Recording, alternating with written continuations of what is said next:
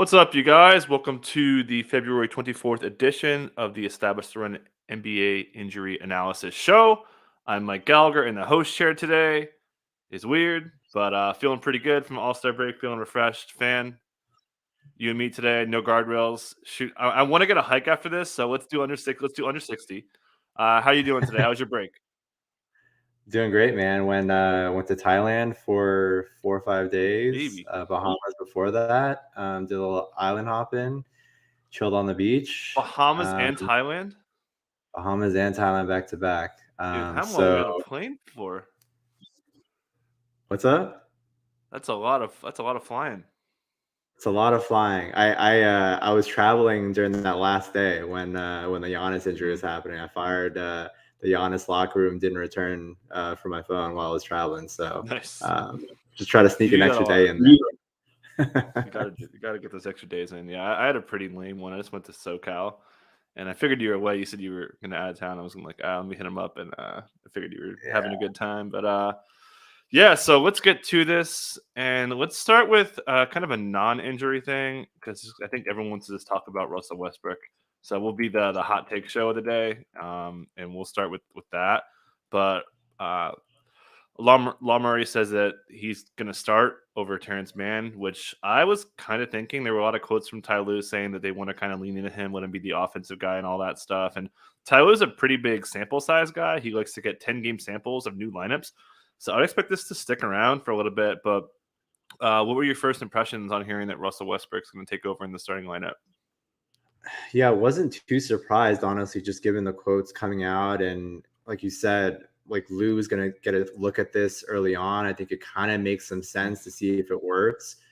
They still only have 20 games left in the season, so you might as well just get a look at it now, see if it works, stick with it. If not, then you can change things back. But wasn't really surprised. And yeah, I mean, this is obviously not ideal at all for PG or Kawhi in terms of their usage. You had another really guy going from Terrence Mann to Russell Westbrook's a pretty big deal.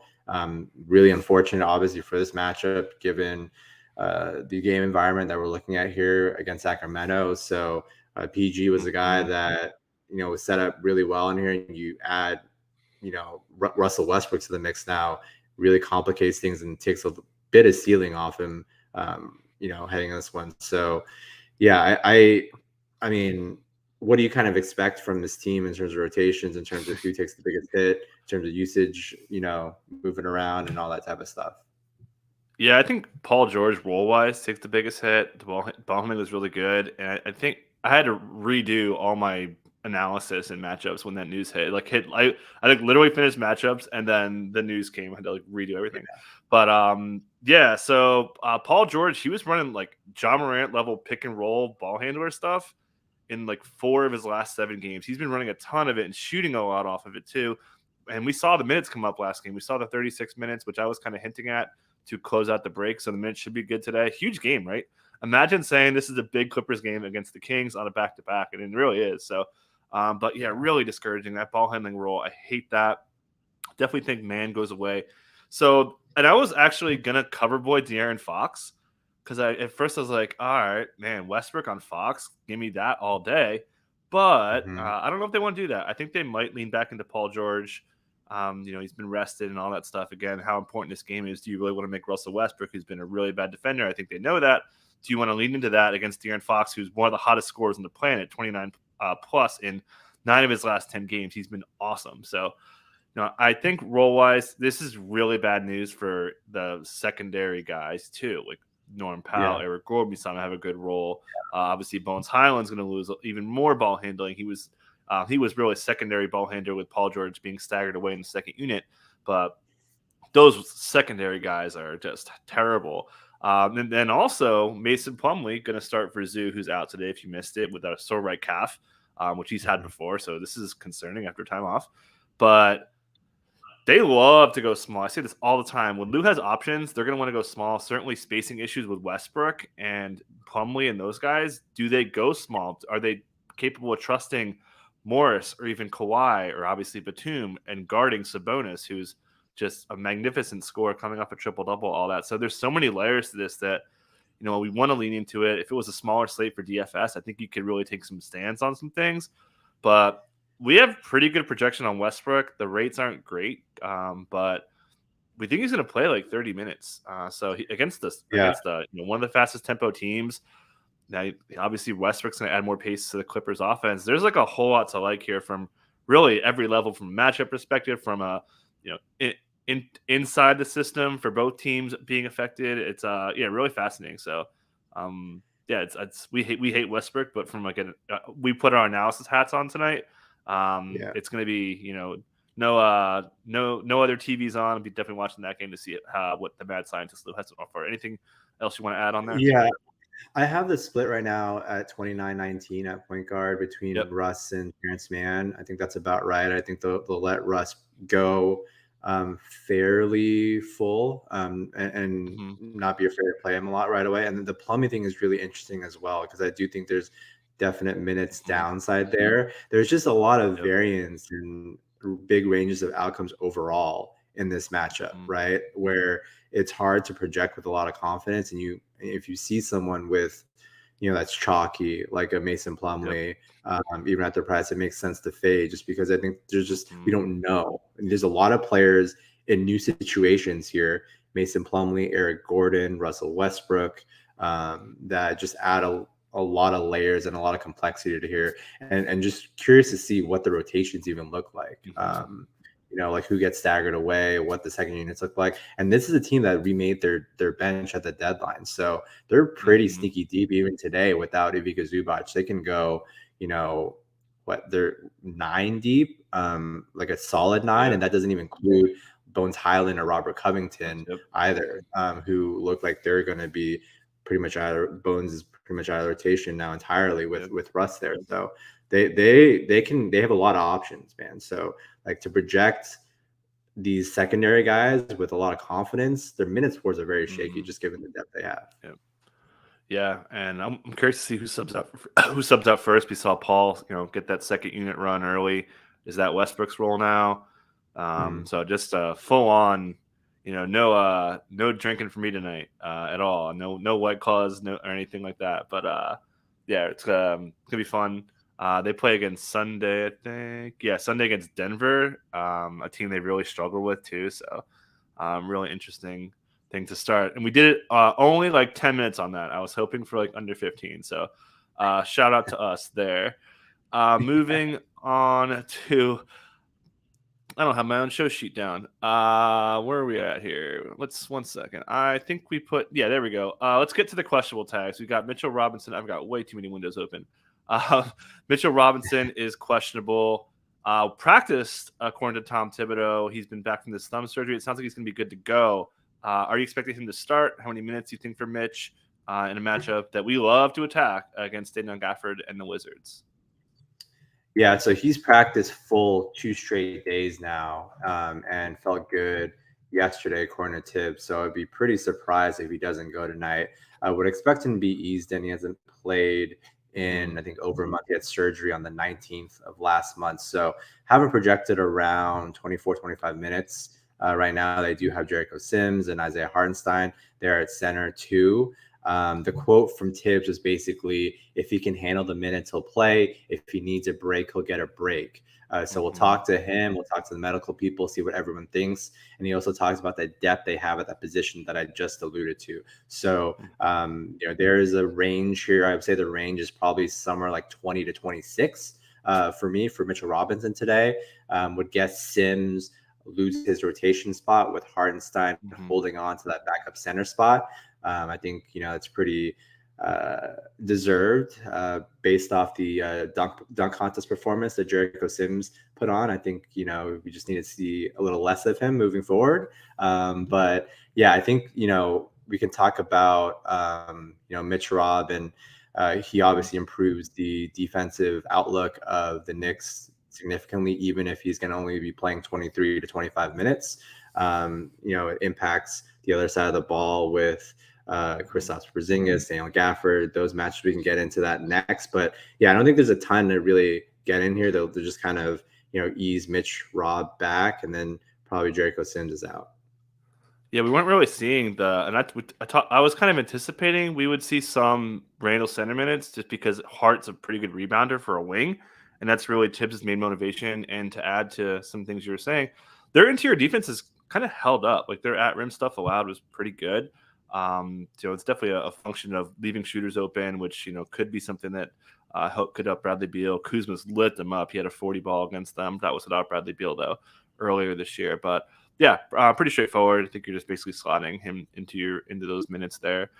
Speaking of, actually, one other random note. So there is an article on The Athletic today about sixth man of the year, and all of them had Emmanuel Quickley ranked second or third. And I've seen Zach Lowe. I've seen a lot of people talk about Emmanuel Quickley being a threat to Brogdon. He was like plus 25,000 on PointsBet, plus 20,000 on FanDuel. Or 24. So me and a bunch of our Discord people and a lot of the ETR guys, we just took so many long shot bets on Quickly just in case Brogdon goes down. So like I got limited, but I threw like $50 down to win, maybe a handful of $1,000. That was pretty interesting. But yeah, I mean that makes sense I would not agree with that take at all. But hey, I don't have a vote, so. Yeah, I mean that makes sense too because Norm's sixth man of the year took a massive hit just recently. Just at the batting run, his role is going to be diminished significantly. So I think it's Brogdon's to lose at this point, and then I don't think there's a lot of competition beyond that. Max is not going to play enough games off the bench. He's got like 22 games off the bench on the season, or something, maybe even less than that. But okay, let's get to Bradley Beal back to back. The key factor here, he is questionable with a knee injury. Minutes are back. He's been playing really well, coming off a 35 game before the break. How do you feel about Bradley Beal's status going into this one?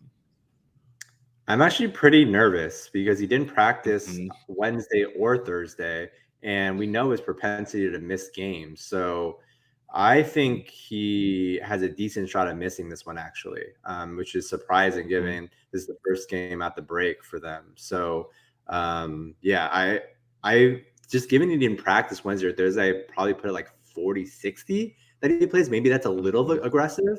But yeah, we've seen Corey Kispert start all 22 games that Beal he's missed 22 games this season. It's just wild. But Kispert started every single one. They're playing the Knicks. They give up a ton of 3-point attempts, second most per 100 possessions, fifth most wide open per game. And this is a Kuzma spot where we've seen him really torch and really light this Knicks defense up this season. He's averaged 34, 10, and 7, I think, in 2 games against the Knicks this season, including he went for 47 and 7 in 1 game without Beal. So this is Kuzma's spot for sure that you want to look at. I think 2 other guys I want to mention here are DeLon Wright. His minutes have really gotten up there the last 2 games, 29 plus in each of the last 2. And then I want to mention Deni Avdija as well. We've seen him really show a nice ceiling in some of these spots where he's able to get up to 30-ish minutes, 30 plus minutes a game. So those are the 2 guys like on the periphery that I'd be looking at in some GPPs if Beal ends up missing. Yeah, kind of similar thought here, defensive matchup wise. Like, although we'll get to the Wolves in a second, but on paper, they've been kind of dialing back the Gafford against when they want to use floor spacing more. So against this matchup, you want more shooters out there. So I'm with you there, especially if no Beal. So 100% with you. DeLon has been really. I mean, they're going to need him against Brunson, right? I mean, their on-ball defense has kind of gone up a lot, and it's largely because DeLon Wright's minutes have been increasing. So. Let's move to Cleveland. Pretty low note to add, but Ricky Rubio off the injury report. We saw Jetty Osman get added with a back injury is questionable. Certainly don't have much to dig into there. Pretty straightforward. It was back-to-back for Rubio. But what do you think about Jetty Osman's? I didn't see what happened to him yesterday. If you did, let's hear it. No, I didn't. I think it's pretty straightforward. So Rubio being back is a pretty big hit to the minutes of Karis LeVert. But if Jetty's out too, then it's not as big a hit. If Jetty is out, then we would see Lamar Stevens probably stay in the rotation in kind of a nominal role. He's kind of the guy that would get squeezed here if Jetty does play. So it kind of really affects the bench rotation pretty much. LeVert's minutes. Lamar Stevens, whether he's in Jetty's minutes, etc. So I don't think there's a ton of impact there. Obviously, there's a difference in the playmaking and the ball handling responsibilities that Rubio has relative to the other options. But I don't think that's something we haven't seen before because Rubio's obviously rested in these spots before. Yeah, and just wanted to add Evan Mobley going off early, and it wasn't even really a big volume thing as far as touches go. Obviously, he shot the ball 19 times, but he basically matched his season average on front court touches. So he was just going at people whenever he got the ball in his hands. And they just another defensive note, they ran him on Jamal Murray a decent bit down the stretch. So curious to see if they use that strategy more going forward and just Mobley, man, he's probably no shot to win Defensive Player of the Year, but that's probably a bet I'm looking to make next year early. I've really been watching him grow defensively there, and pretty good matchup against the Hawks. New coaching system. We'll see if they change their don't give up off-ball shooting stuff, give up big rim stuff. There's 6 and at rim points allowed per game. So the front court guys, and we're gonna see. We'll talk about the Hawks in a second with no John Collins and. Bickerstaff likes to go to Mobley when he has a smaller guy in him. It's probably going to be a little bit of Sadiq Bey. They might cross-match guys as well. So, and just matchup-wise, too, it's probably going to be DeJounte guarding Garland and then Donovan Mitchell, who actually got guarded by A.J. Griffin the last time these teams faced off, but should be DeAndre Hunter there. So it's kind of more of a Garland spot for me, just to add that one. Moving to those Hawks, let's just knock out the Hawks. Let's just go down the line here. I think that makes sense. So yeah, I assume you're assuming Sadiq Bey gets the start for John Collins. Pretty underwhelming stuff so far, but what do you want to add on Collins and his concussion, and how do you expect any rotation changes with Joe Prunty running the show? Not significantly right off the bat. I would say Bogdanovic is still going to get the starters minutes there. I would expect Sadiq Bey to stay, mid to low 20s. He saw just 21 minutes in his last start, so I probably pegged that around 23 for Sadiq, 23-24 for Sadiq, 29-30 for Bogdanovic in that ballpark. But the biggest winner, with Collins off the court has been Trae Young. I mean, we saw him go for 25 and 14 the last game Collins missed about 10 days ago.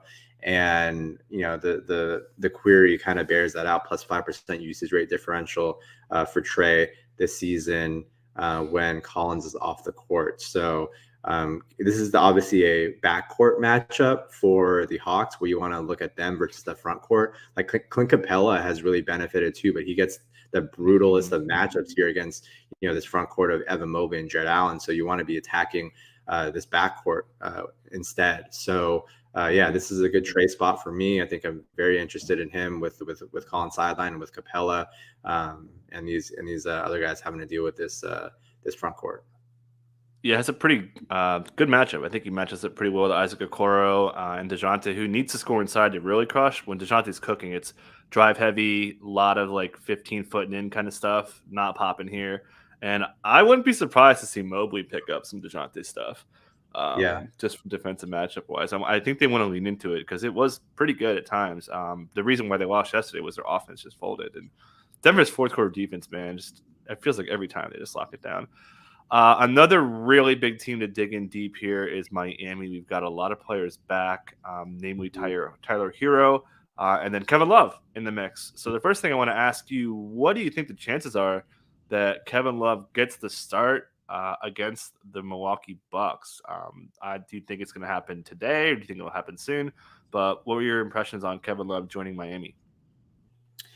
Yeah, I mean, great pickup for them. They've been desperate for some help, some answers behind Bam Adebayo.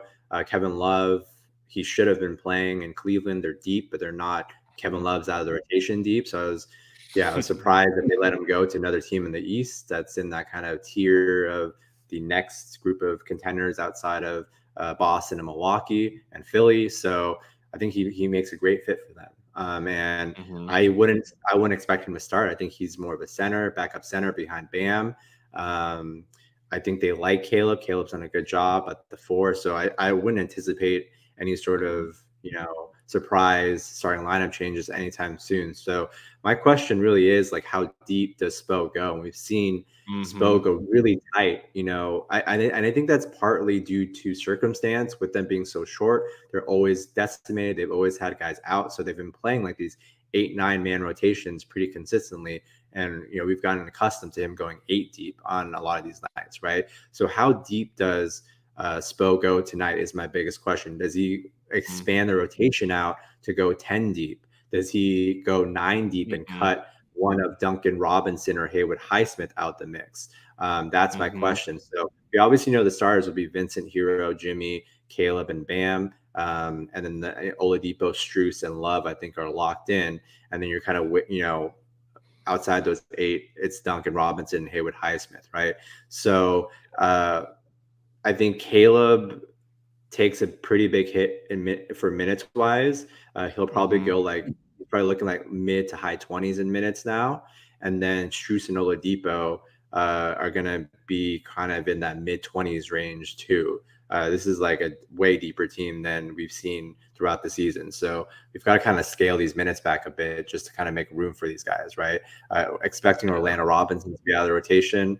Mm-hmm. Going back to the question, how deep do we go in this rotation? Are we going 9 deep? Are we going 10 deep? Who's getting cut out of Duncan Robinson and Haywood Highsmith here?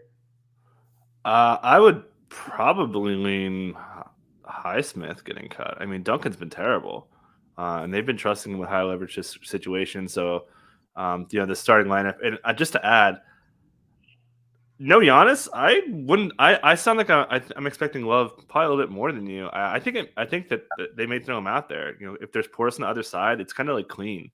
I think they could use him for additional ball handling and stuff. But I think there's I'd probably say like 30% chance that Love starts. It sounds like you're probably like 15. Is that I'm probably lower maybe than not that. Yeah, I, lower I than that? think Okay. like they've been very accustomed to this Caleb Bam Yeah. front Yep. pairing that I think it just doesn't make sense to do it in the first game that Love plays as a member of this team. But I get Mhm. it. I get it. It might be just a little too galaxy brainy for me though. Yeah. Yeah. Yeah, that's my move. So next thing is Zeller going to be in, right? Are they going to play Love as a straight four? I think that's possible. It's obviously not a very good rim protector. Are they going to run a lot of zone? Love's like one of the worst rim protecting bigs in the NBA. He's a lot slower now, so there's a lot of ways that he doesn't work. So maybe they don't want him back there. And do they want to put him in a lot of zone? The Cavs don't run a lot of zone on their end, so there's like a whole lot going on from an analysis standpoint. And then the back-to-back factor here, which Mhm. if it wasn't a back to back, I would feel very confident that it would be 8.5 man rotation, and like we would see very little of Duncan and Highsmith. But back to back, you don't want to ramp up Jimmy's minutes too much here. Maybe they do. I think they want this game pretty bad. I think they've got a chance to win. I'm not allowed to bet Miami anymore, but I actually do like this matchup for them. And that brings me to Tyler Hero. Coming off an injury, I should note the last 2 times he's missed a week plus, his minutes have been held in check. We saw him play like 40s fairly consistently, but the last 2 times he missed a week plus in close-ish games, 29 minutes, 31 minutes, coming off a minor injury. He said he felt refreshed after the break. I like the matchup, man. He is the drop killer, according to Eric Spoelstra. We know the Bucks are going to run a lot of drop. Could see him being a bigger part. Expect Drew Holiday to pick up the Jimmy matchup, so it could be kind of a path of least resistance. Bam getting a tough interior defense as well with Brook and those guys. So if I hear like a no limits on Tyler Hero, I'm like pretty excited by him today. If it wasn't for the injury, I was considering covering him for my matchups column. But I think Tyler Hero, and you got the homecoming narrative as well. So kind of Where lining would you put nicely his for Hero. minutes at? Where would you put his minutes at today, tentatively? I think I'm probably a little I more haven't conservative. thought that through yet. I'd probably Okay. go 30 and a half, 31. Okay. Yeah, I'm Just like for the low time off. 30s just because of Yeah, the so we're front on the labor. same page. Yeah, Yeah, yeah, the yeah. back. So If it wasn't a back to back, I'd probably be like 33 and 33 and a half. yeah, and the fact that He they're wasn't really full and we're like talking, injured. It was more of like a management thing. yeah, and the He fact that was, they're but it full, wasn't. It wasn't like serious. the fact that they're full and we're talking about like who gets dumped out of Duncan Robinson, Hmm. Haywood Highsmith rotation tells you where they are. Like they have enough bodies to where Hmm. they don't really need to push here on the front end of the back to back. Yeah, and do have to add Gabe Vincent, the Bucks killer, 28 and 27 points in his 2 games against the Bucks this year, and 2 of his 3 games against the Bucks this year. Those were his 2 highest scoring games this season. 28 a career high, 27 match his career high, a 27-point game against Orlando last year. But a lot going on. This is a new rotation piece. This is me, a kid in a candy store. You're the same way. Another team that's going to have quite a different looks is on the other side of this game. That's the Milwaukee Bucks. We've got Giannis doubtful. We've got Pat Connaughton doubtful. We've got Chris Middleton, who had like a setback-ishy quote going into the break that was really discouraging in my opinion. We're also getting Bobby Portis back from a knee injury. We're getting Jay Crowder in the mix. This is like a whole new team here.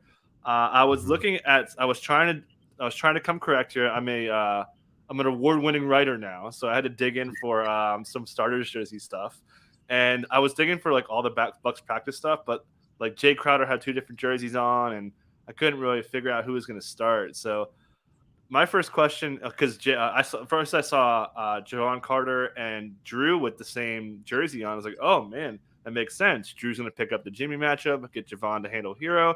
That makes sense to me. But then I looked and I was like, okay, this is probably BS. So all that said, who do you think starts for the Bucks today? So I feel good about 4 of them being Drew, Grayson, Bobby Portis, and Brook Lopez. I think the question is who starts between Chris Middleton and Javon Carter. Is it Middleton time to start yet? We have him right now in the projected, but I don't feel great about it because he was limited still to 25 in that last game off the break, and those setback-ish quotes that we got heading into the break were a little concerning. Hold on. SGA just got added questionable, I think, to the injury report. There we go. Yeah. I am on it. Yep. I am on it too. Are you what are you on? I mean, we're betting on the Suns. Of course, yeah. 6.5 on FanDuel if you guys can get it. Yeah. So I'm definitely not going to the Suns game tonight. Not that I would. I'm still catching up for work. But no surprise. He tweaked his ankle in the first half. I was expecting this to come. It was pretty minor and played through. It wasn't even limping, but I was expecting this Q tag to come, and I kind of think he's going to miss after all that overtime. And no Dort though. Yeah, no Dort on the injury report. Okay. That's about it. Just kind of I would take Suns 6.5 right now. The Suns are playing well. We'll get to them in a little bit. But let me, while you're doing that, go ahead. Are you good to go? Yeah. So it wouldn't surprise me if Javon got the start again, right? And they just continue to be cautious with Middleton and keep him at 25 minutes off the bench for another couple games. So I think another guy you need to be cautious about is Bobby Portis, right? And we obviously want to jam him in these spots when Giannis is out, and we kind of know what his usage upside is, but he's coming back from a knee sprain. He hasn't played in a month. Like his last game was January 23rd. So we'd be cautious about his minutes as well. They don't have a ton of depth today. I have like 11 guys for minutes, but like some of them are like Mamu and AJ Green and but they have some bodies at least if they want to throw some out there. But what I'm getting at, I guess, is that I think Middleton's still going to be limited to around a similar minutes limit. I think Bobby Portis might be more limited than people think, which leads me to think, and you have Brook Lopez, who is dealing with Bam Adebayo, which leads me to think that a lot more of the usage and a lot more of the action will funnel towards this backcourt. And you want to be looking at guys like Drew Holiday and Grayson Allen in the spot instead. And, kind of like you're Xing, you're knocking names off a list and who's left, right? And those two, kind of stick out for me. So I think they're gonna have to carry a bit more, in my opinion. Even if in this spot against a tougher Heat defense. Yeah, 100%. There were some quotes from like Budenholzer saying they kind of want Drew to be more of an aggressive guy now, and this was prior to Giannis getting hurt. So I honestly almost cover Boyd him. But Miami's defense is really good. He's probably not going to see too much of Jimmy, and if he does, I don't think that really matters much. I think he's capable of scoring in the zone pretty well. So, definitely into Drew today. Curious to see what his DFS price is. And I think we mostly sum that up. Let's go to Charlotte. They're getting back one long absence in Kelly Oubre and then a short one with a midday downgrade on Rozier the last time, which led to Overfest. If you hit all those stale overs, they all hit, which I did. So all the Gordon Hayward stale overs hit against the Spurs, the stale Dennis Smith Jr.'s hit, the stale LaMelo's hit, everything hit. So it was beautiful, beautiful CLV day here. But how do you, obviously Rozier should be good with this hand thing. Certainly seems like it shouldn't affect him at all. But how do you expect Kelly Oubre's return to affect really Gordon Hayward and PJ Washington, or any usage stuff that could affect Terry Rozier or LaMelo or anything like that? Yeah, Oubre should immediately become their sixth man ahead of DSJ. Their bench is still pretty thin right now. It's basically expecting their bench to be Oubre, DSJ, Nick Richards, and JT Thor, with Bryce McGowan's out of the rotation. So yeah, I think Rozier's status is really interesting to me because, obviously you have a ton of respect for Jaden McDaniels, who will get the LaMelo matchup. And then what that means is you just want the pivot and where that usage will funnel to, which is Rozier in this spot, right? So I like Rozier if he's 100% healthy. The minutes should be fine, despite Oubre's return. He doesn't have to deal with the minutes downside that guys like Hayward and PJ Washington do have to deal with. So yeah, he'd be the player of interest for me on this on this Hornets. Yeah, the Wolves earlier this year, they were like the matchup for hitting jump shooting guys off the wing. They've gotten a little bit better, partly because of no D'Angelo, partly because Anthony Edwards is in shape and playing much better defensively. But I'd say the player, and I echo the Rozier is the guy I want. I would add the guy I don't want is PJ Washington. You want to have as much perimeter defense out there as you can. So I think that there's a chance that Oubre closes over him. There's a tiny chance, and I don't know, Clifford doesn't really do this, but he doesn't really play the space game against guys like Gobert. So, I think the Mark Williams, Nick Richards stuff is safe, but we haven't seen this all year. We don't really know what this team's going to look like with all this health and stuff. And Mark Williams, no Mason Plumlee, so maybe he does lean into it. We've seen like very little PJ Washington centermans as the bigs have handled it. So maybe this is a new day. So definitely a situation that could change some things. But I think PJ Washington's ranges of outcome is really, really wide. We saw Hayward's minutes kind of spike a little bit. They could come down. They probably don't want to play him like 34 to 35. So I think his ceiling is cut. Guy doesn't have a lot of ceiling most times. And as you mentioned, LaMelo gets McDaniels. So guy I'm not looking to play today. Let's get to Minnesota. Taurean Prince, a questionable tag, midday downgrade there. Kyle Anderson, who I spicy planted it in the last game, was pretty good. Had a pretty good game in the starting lineup. The minutes were very solid. So he would get the start again, pretty straightforward. They would probably bring in a little bit more Austin Rivers for spacing and on-ball defense. But how do you think Taurean Prince's absence affects the rest of this rotation? We'll talk more about matchups after that. Yeah, it kind of collectively would mean more like Jalen Noel, McLaughlin, Austin Rivers, maybe a little bit more NAW, but Anderson's minutes floor gets increased a little bit. Would imagine it would be like lower 30s instead of higher 20s. So yeah, just kind of be a trickle down effect. But yeah, Prince, the quote from Anthony, so we got a hint before from Anthony Edwards talking about like Prince missing some time. So I think it's like almost virtually guaranteed that Prince doesn't play today. He was talking about like a multi-game absence. And he also like was mentioning Karl Anthony Towns and that sentiment of, hopefully we get him back with like 8 or 9 games left too. So I think this is maybe a multi-game absence that we're looking at with Prince. So, and Edwards kind of spilled the beans like a couple minutes before Timberwolves PR released the injury report. But I would fully expect Prince to be out of the lineup today. Yeah, and Anthony Edwards had a pretty funny quote about saying he wants to win 13 of the final 21 because he actually wants to win 15. So when they win 15, it feels even better. That dude is quite a character. Speaking of him, I cover Boyden, man. This Hornets starting unit has been a complete disaster. 139 defensive rating, 128 offensive rating. They've been very, very – pace has been really good. The game environment is so good. So – against Rozier, he'll see a little bit of Oubre, who I'm not worried about. If he wants to get these 13 or 15 games, you got to take care of business at home against the Hornets in an up-tempo game. Mike Conley's definitely not shooting at all, so really high usage rate going there. Yeah, 241 total for this game. Another juicy one for the Hornets, coming off that juicy Spurs game that made me a lot of money pre-break. And you lose Jalen McDaniels, one of your really good defenders, and you add Kelly Oubre in the mix, and I am very interested. Yep. Yeah, I think that covers that. Should add Gobert has been great, and not coincidence that Mike Conley arrives and he starts cooking. Yep. Brooklyn, Ben Simmons continues to be down bad. He is listed as questionable with a knee injury, if I remember.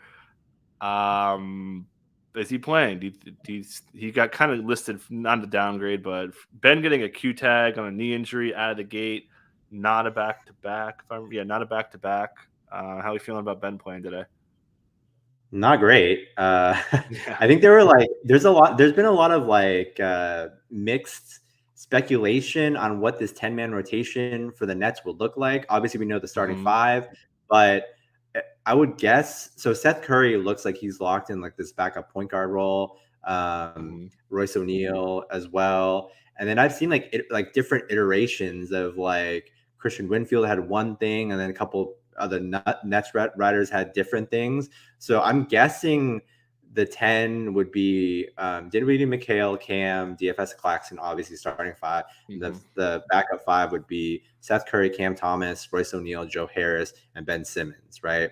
And then the two out of the rotation would be Utah Watanabe and Daron Sharp. So hmm I think it's pretty straightforward. If Ben Simmons misses and then the two out of the rotation inherit his minutes, it's probably Daron Sharp getting the minutes, or maybe Utah Watanabe plays small ball five. So Yep. I think it's not too complicated here. I think just given how it shakes out.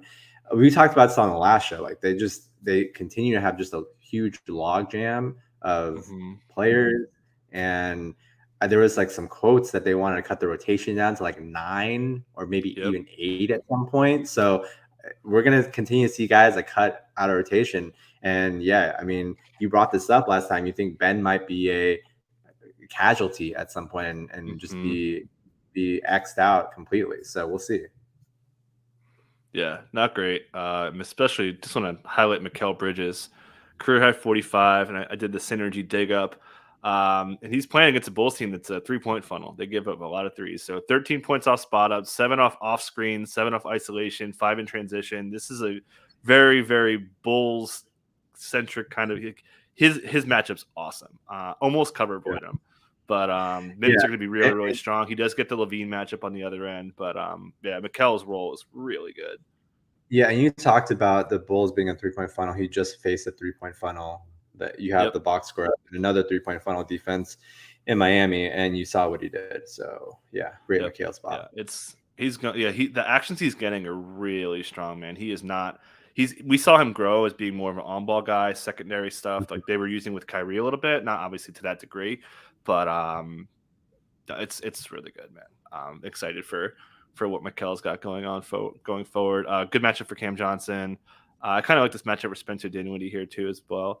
Let's get to the Bulls. They're getting DeMar DeRozan back from a little hip flare before the break. Alex Caruso also back to do a Patrick Beverly. I'm expecting Ayo Dosunmu to start. How do you? I mean, it seems like Ayo's kind of won the job. Maybe eventually he'll lose it. But how are you seeing things shake up here? And just from a rotation, how do you think this is going to look with Beverly and most of the guys back? I don't understand the Beverly pickup, just given they've always been from start to now guard heavy. Like they need 3-4s more than anything. We saw that when Javonte went down, when Derek Jones has been down. Like that's where they need the depth. They don't need to add another guard to the mix. That's like the last thing they need to do. Adding Beverly in, obviously he's going to play, just makes them they go 10 deep now, right? And that bench should be Beverly, Kobe White, Alex Caruso, Derek Jones Jr., and then I'm guessing Andre Drummond. Maybe they switch Drummond and Dragic in some matchups, just depending on the opponent. But I think like Dragic is probably out of rotation now entirely. And then adding Beverly to the mix really takes a floor away from Patrick Williams, really takes the floor away from Ayo Dosunmu. So those two guys, I think, are the biggest losers here in terms of minutes with Beverly in the mix, and the Celtics or the Bulls getting their other guys back, and DeRozan, Caruso, and Jones Jr. for this one. So going to be pretty crowded overall. Yeah, don't have much to add. Just to add the matchup stuff. Dorian Finney-Smith clamped DeMar the last time these guys faced off. Mikal has generally had pretty decent success against Levine, and we know the centers have crushed against the Nets at times. So definitely into Vooch if I had to pick I guess you could call him almost a star. They're not quite stars anymore. OKC, we just got their injury report. We mostly cover this, but I think there's obviously we just bet the Suns, so we think on top of I actually almost bet this last night. It was I think 7.5, 8, and I was like, oh wow, it moved down. Okay, that was odd. Meanwhile, I was also thinking about betting the Warriors, and I lost 2 points. But yeah, so let's kind of go through the iterations here. Obviously, you're going to get Josh Giddey running the point and being in a pretty strong spot. Dort's minutes, I would expect him to be a little bit cut. Certainly more ball handling for J-Dub, your guy. But who would you expect the new starter to be to replace SGA if he's out? My first inclination would be Trey Mann. That's my default go-to. What do you think? Yeah, I think that's right. Trying to think who else it would. I mean, Kenrich, I think might make some sense. I don't think it's Wiggins. I don't think it's Isaiah Joe. Yeah, actually, I think I might go Isaiah Joe. I mean, they trust that dude, man. National TV. We saw him play big minutes down the stretch last night. That dude never misses a three. I would lean Joe actually. Yeah. Okay. I don't think they were sending man down to the G League earlier, so I feel like Joe's. Yeah, but that was like kind of procedural, right? They were like sending these guys back, because they were getting a little healthy. They're getting some bodies back.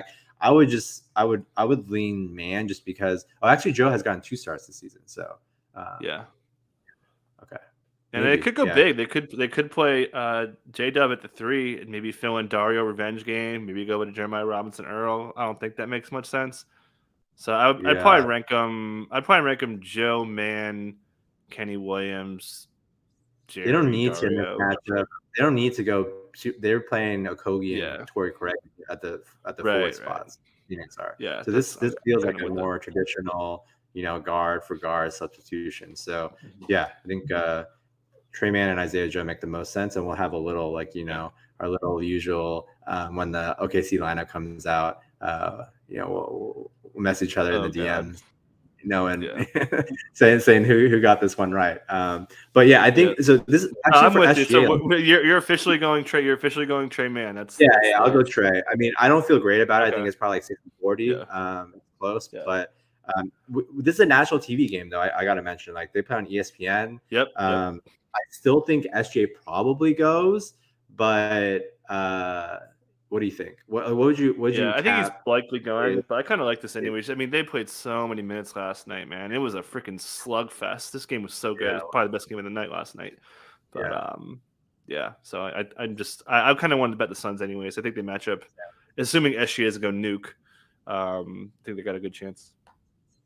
Yeah, agreed. But you might. Speaking of the Suns, let's talk Devin Booker minutes. He said that he over the break took the weekend off. Don't know what he did in the weekend, but he came back on Monday and has been working. So he's ready to go, it sounds like. We saw him hang around that 30-minute limit, 25, elevated up to eventually got to 35. He was close to full. So full minutes here. He has crushed Lou Dort. Let me get what I wrote in matchups really quick.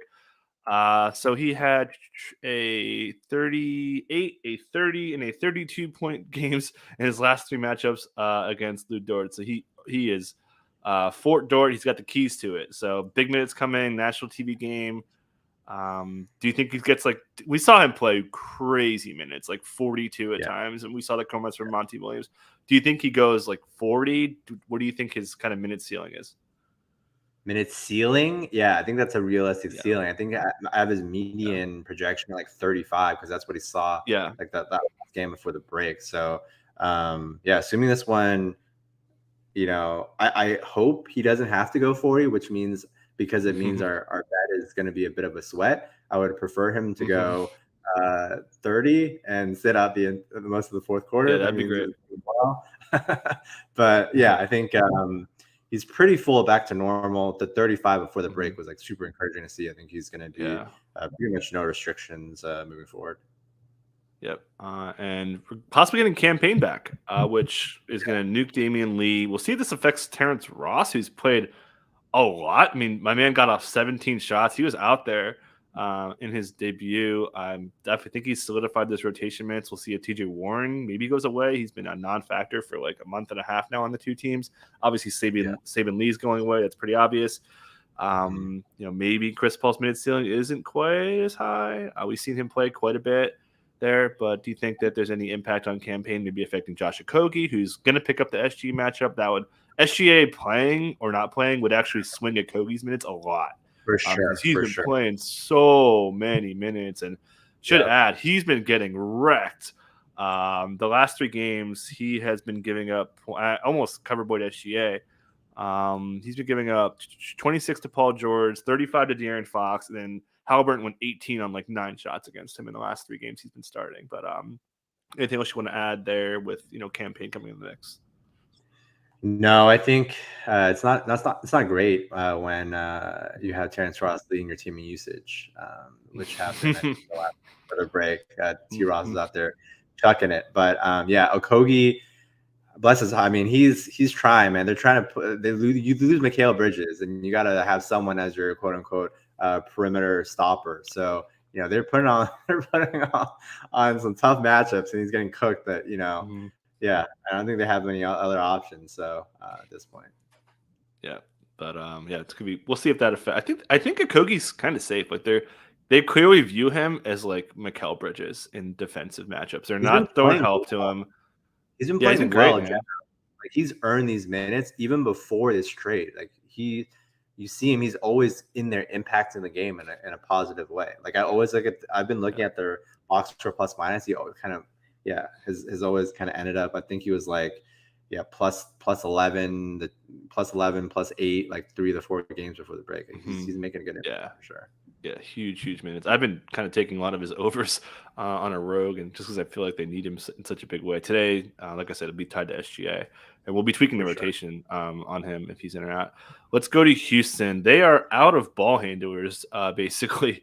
No Jalen Green, no Kevin Porter Jr. still. It's not that they have an outside shot to play on Sunday. So are we going to disagree again? Yes. Because I think I know where you're going to go, and I'm going to probably disagree with you if you're going to go where I think you're going to go. But who you got started? Because I'm always going to be conservative with this, and you're always going to be aggressive.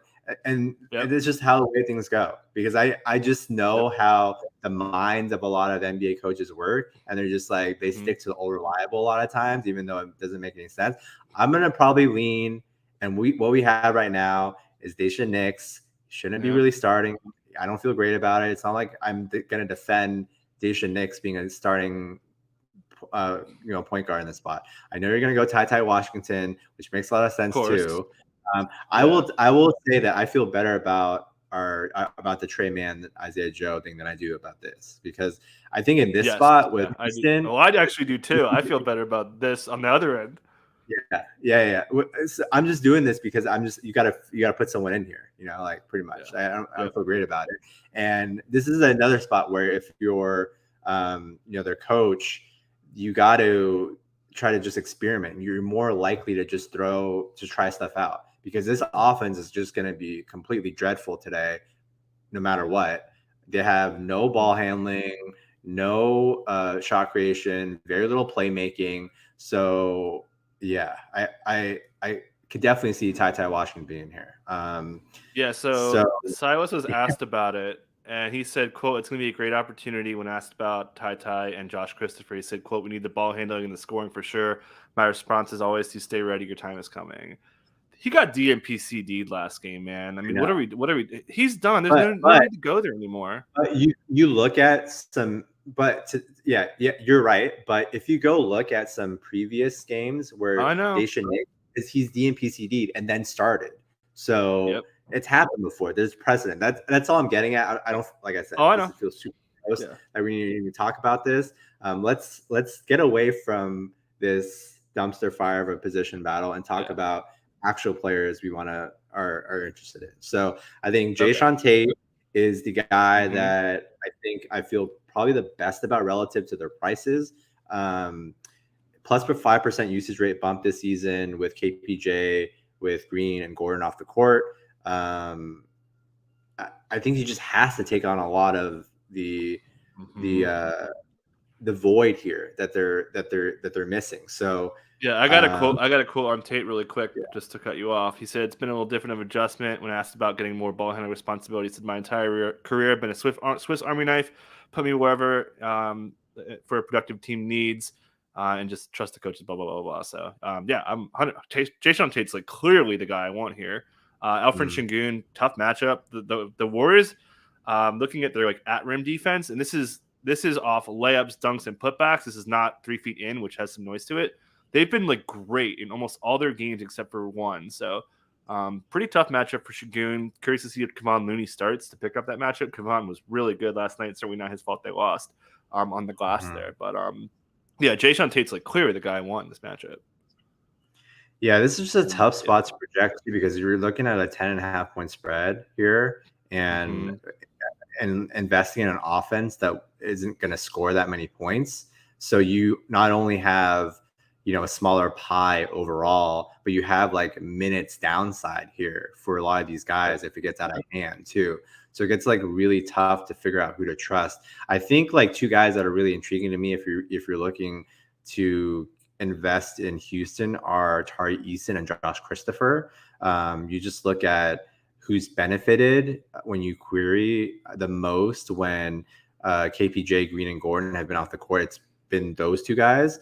And if they can get their minutes up to like mid upper 20s, I think they can really pack in some usage and stats in that time, especially if they're facing second units and whatnot. So Tari Eason and Josh Christopher, I think, are interesting. It might just look like this box though, man, like where you're just seeing like a ton of guys play and no one like really get up there in terms of minutes. Like this, like legitimately looks like it could be the box where we see tonight for the Rockets. Yeah, garbage time Tari Eason, and I'll add a couple things. If Christopher starts, so I will take a stand. I'd be very surprised if Nick starts, man. Like he's just done. After the break, just change it up, dude. The guy's done nothing. If Christopher starts, I like Tate more and I like Tari Eason more. I think rotation wise, you're gonna see more of a Tate backcourt guy, which opens up a little bit more front court stuff, I think, with the way things are going. So I do like him a little bit more because I think they would be more open to playing Tate next to Eason in those roles. So that would help him a little bit. And yeah, same with it's more about that than the Christopher thing. And then Ty would be if I want some Tate, I would rather it be Christopher as well because I think that's more ball handling for him. I think if Ty Washington runs the show, he'll be handling a lot more. He's kind of a more traditional guy. So okay, for sure. Spent way too much time on the Rockets. Let's get to Golden State. Andrew Wiggins is without a timetable, so this doesn't mean he's officially out. Certainly, I'm not. Yeah. I assume you're not as well. Yeah. But what do you? I'll just add one more thing before you go. There was a quote from Kerr back on Valentine's Day saying that they thought he'd be back and he's not. But okay, go ahead. Yeah, we marked him out already. So like, I just want to add that part. Okay. Like, we were fully expecting Wiggins to be out. Second back to back, without a timetable yesterday. Quote. They're talking about it being like a week or two. I don't think there's any question that he's out tonight. Okay. I thought there was like a teensy. He's not like officially out. But yeah, we don't have him in projections just to add that. But there's no timetable things always are a little unprofessional things. So hopefully he's all right just to add that. But all right. After that, Klay Thompson. How many minutes for Klay Thompson? We saw a really early plug pull yesterday. How you feeling? Pretty decent. I think there's some downside here too, just because of the spread and the blowout risk. Like this is the other side of the ball where, okay, they can be up by 15, 20. I just have very little faith in this Rockets team today, man. Like, how the hell are they're horrendous. You take the 8.5? Yeah, I mean, I wish I took the 8.5, man. I should have taken it last night. I was just worried about them. I was worried about them resting someone, man, because like, this is the Rockets, dude. You shouldn't need Klay. You shouldn't need Draymond. You shouldn't even need anybody to beat this team. That was my concern. So when the injury report comes, I may just take 10.5. Okay. Sorry, I cut you off. No. I mean, I looked at the minutes last night. Klay played 26. Draymond played 24. Dante played 24. Poole only played 29. That I felt good enough that okay, they're not going to have to rest in the second leg. So that's why I ended up getting on it early. But what Clay's minutes? What do you think? Like 32, I think makes sense. I would put some in this one. blowout in, man. I mean, I would put, if he's playing, I'd probably put him like 30.5. Yeah. This is just so unfair. The Rockets are just like, as bad as the Spurs are, they're worse right now. So, but that's the Warriors. They aren't showing up, man. They're losing games left and right. They're at home, that helps. But anyways. Yeah, I mean the Warriors often play down their competition, but I mean this is just an egregious level of playing down. I mean this is just they're terrible defensively. They have no ball handling, shot creation without KPJ, Jalen Green, Eric Gordon's gone too, obviously. So yeah, I struggle to see it. I struggle to see how this one stays. Do you think Looney's going to start? Do you think they're going to go Kuminga again? Yeah. I think we have Looney in the projected right now. Yeah, that's kind of where I was leaning to. I think that makes sense. Yeah. I think Kerr he's saying the same thing over and over and over again, like the same mistakes, too much fouling, like just being undisciplined. That's very much a Kuminga Poole thing. So I don't know, man. Like go back. Draymond and Looney are really good front court tandem. Just do that and make sure Şengün doesn't cook you. I think that'd be my game plan going in. Yeah, so. I mean that's the one guy you kind of have to stop on this Rockets team. You just like Şengün and then make Ty Washington, KJ Martin, Jayshawn Tate beat you, right? Yep.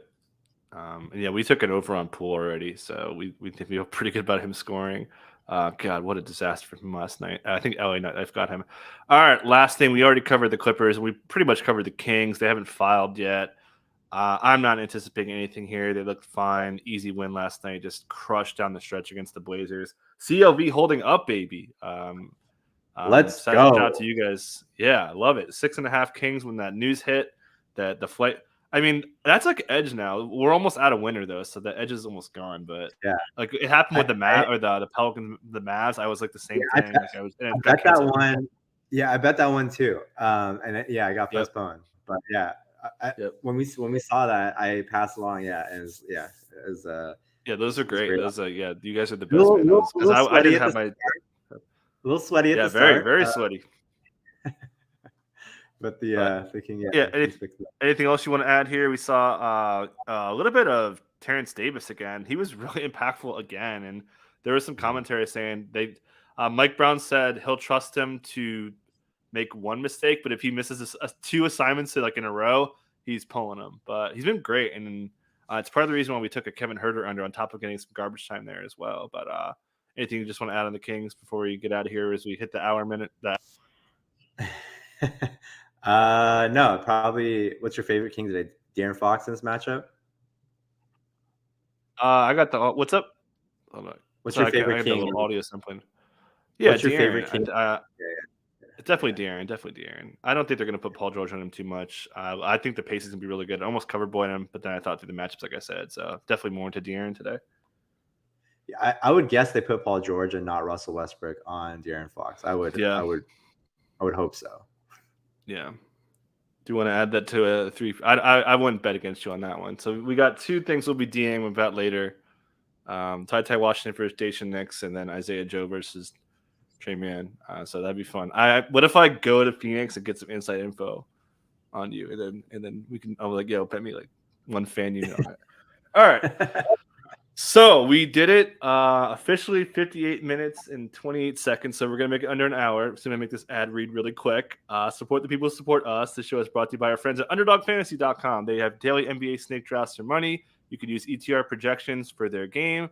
And, of course, play their best ball stuff. We just did a podcast, me and Chris Laffigas, talking about advance rates, which you were nice enough to send over. Really fun pod. Make sure you guys listen to that. We love Underdog.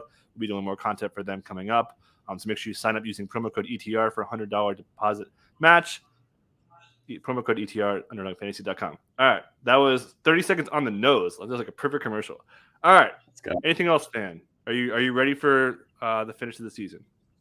Dude, I'm pumped. That week was so much needed. I'm ready to go. We have we're 27% of the way left of the season. Yeah. Love it. I'm ready to go, man. Let's do it. So good. All right, so thank you everyone for watching. It'll be me and Gary Hartman on the DFS show breaking down. You can't get enough of me anymore. So appreciate you guys listening and watching. We'll catch you guys next time.